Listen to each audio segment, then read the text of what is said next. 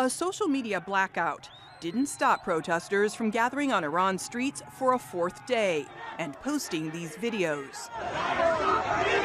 The Iranian government says people have the right to express their discontent, but violence is unacceptable. Iranian state media says some social media sites and messaging apps such as Telegram have been blocked to keep the peace. On Saturday, there were also pro-government rallies.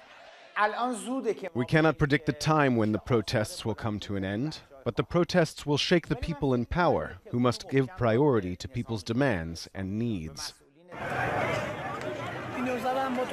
The state of the economy and rising prices sparked the initial protests.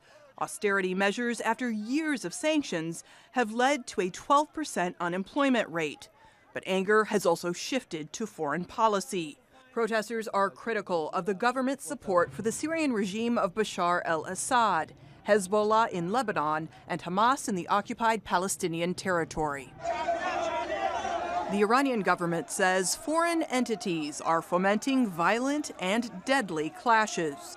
Among the dead, 2 people, 1 a boy, hit by a fire truck in what's been described as an accident. Authorities say it was stolen and abandoned. Through investigations, we came to know there is a clear role played by the foreign intelligence agencies and the government opposition in these killings. The police never opened fire on the protesters. Down with Khamenei! Down with Rouhani! In Washington, D.C., outside the White House, people called for the removal of President Hassan Rouhani. President Donald Trump tweeted that people are, quote, getting wise to how their money and wealth is being stolen and squandered on terrorism. Rouhani fired back. This man who today in America wants to sympathize with our people has forgotten that a few months ago he called the nation of Iran terrorists. These are the largest protests in almost a decade. Although Sunday's protests were smaller than the previous night, there are calls for people to continue with the demonstrations. Natasha Ghanem, Al Jazeera.